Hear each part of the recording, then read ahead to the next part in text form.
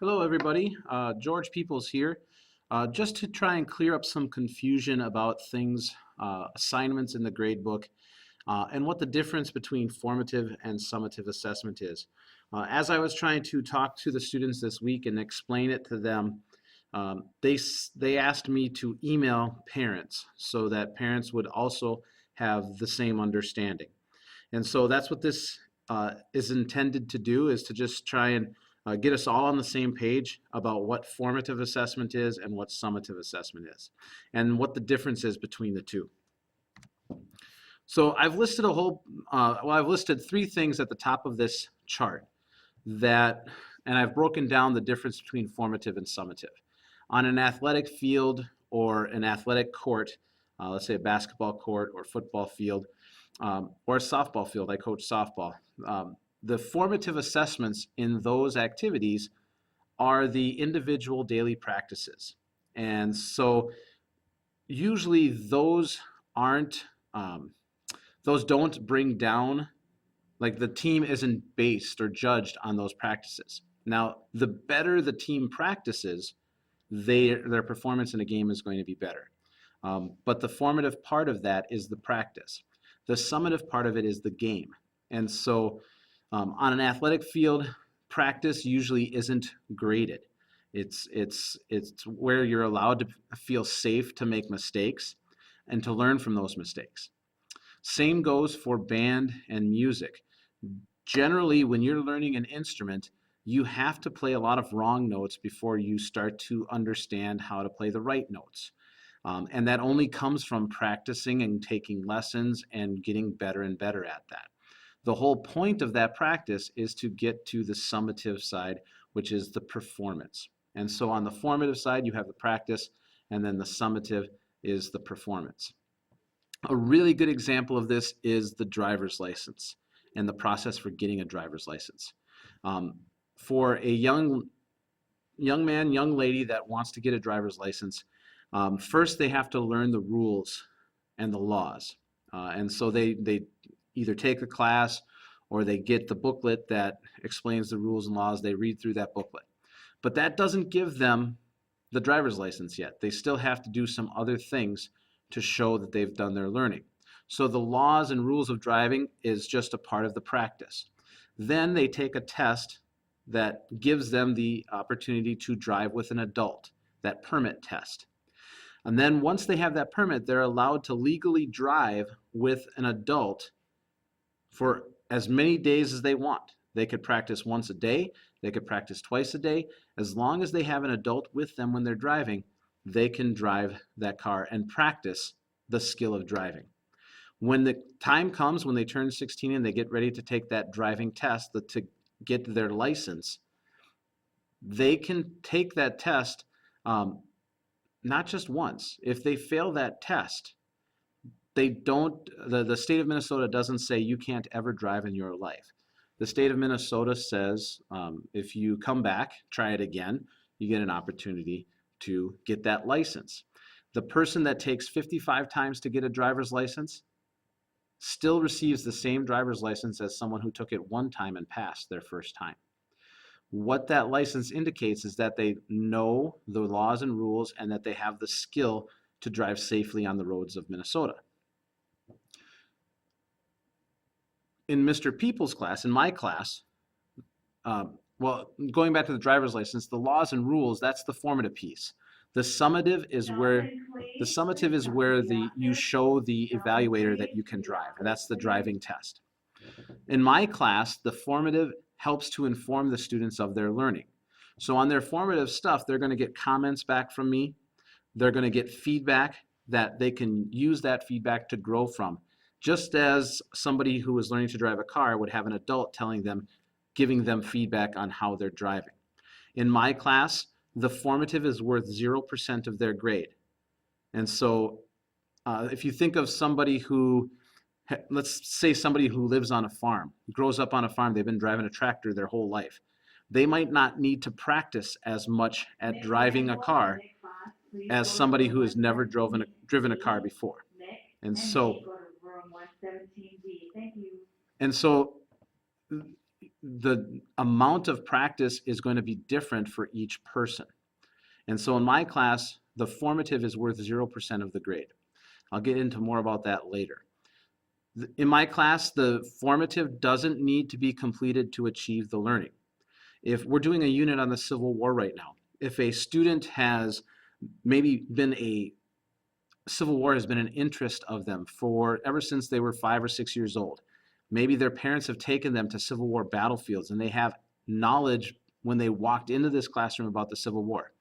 They don't have to do the formative practice to show me that they've learned. They just have to show me that they know their stuff about the Civil War. So in my class, the formative stuff doesn't need to be completed to achieve the learning. But in my class, the formative will still show up as missing in the grade book. It doesn't bring the grade down directly, but I put it as missing, so almost like a post-it note, so the students don't forget about those particular formative things. Okay. Also, it helps me to see which kids did the practice and which kids didn't do the practice. And so I can better help them get to that learning that they need to do.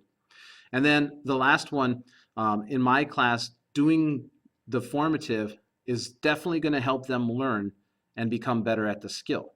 And so just because it's worth 0% doesn't mean that they wouldn't learn the skill. They're going to have a better chance of learning the information by doing those formative things. Just like the person who is 15 years old, they're going to get more practice at driving if they go every day and drive with an adult. But if they sit on a couch, for that whole time from 15 to 16, they never drive their car, they still have an opportunity to take the test and they still have a chance to pass it. But their chances increase by doing the practice. Now let's look at the summative side for my class. On the summative side for my class, summative is a summary of their learning. And so it's where they show me everything they've learned. Not that an assignment has been completed, because you can complete an assignment and still not have learned the information. A summative assessment that I design or that the kids and I talk about and design together, that's going to tell me what they've learned. The summative is worth 100% of their grade. And I reserve the right, and I told the students this today, I reserve the right to ask them questions about the Civil War, not only in October, but also in March, in January, in June. And I expect them to know that information then, because that indicates learning, not just learning it for 1 week and then forgetting it. Okay. Worth 100% of the grade. The summative shows their learning. The summative will be in the grade book and it will bring the grade up or down. And it's there to show me what they have learned. On this slide, you can see 4 different students. Student A does all of the formative assignments.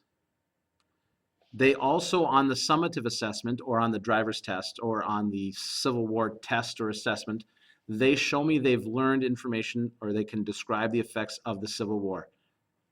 They got a 4, which means they got an A for that particular assignment. Okay.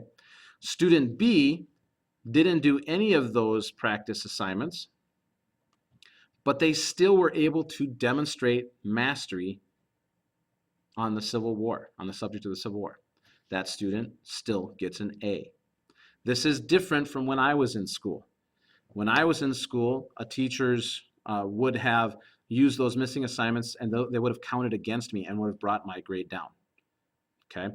Student C is the student who doesn't do any of the work, doesn't practice, and then still has trouble accomplishing mastery or reaching mastery. Okay, this student, one of my first suggestions for that student would be to do the practice materials, okay, to help them get the learning that they've missed out on. But here's my big concern. My big concern is having a lot of student Ds, where they do all of the assignments, but they still, because they just did those assignments to complete them and didn't do those assignments to try and learn the information or use them as practice for learning, they saw them as things to have to complete. They could still come and do the summative assessment and they might not show mastery. Now, the good news, like the driver's license test, they can redo that summative assessment over and over again until they show mastery. Okay, so the student D, they did all the work, but that wasn't enough yet. They might have to do some continued learning. They might have to watch another video before it finally clicks for them. And every student's going to be different in that situation. And so student D, I'm worried that we're going to have students who are just trying to complete the assignments so they don't turn into missings, but never really do any real learning. And so I'm working on that. The students are working on that. And I wanted to just make you aware of the difference between formative and summative.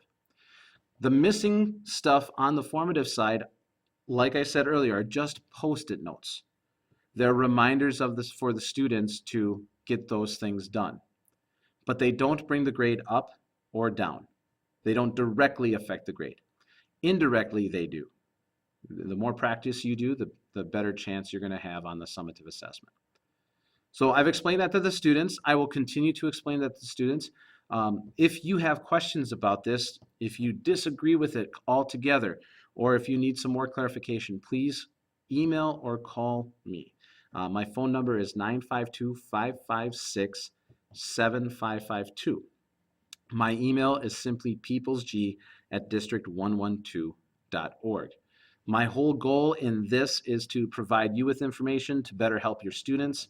My whole goal of doing it in this way is so that students truly learn information about the Civil War and not just complete assignments and forget it the week after those assignments are done. Again, call or email if you have questions. Thank you very much for watching and viewing this video.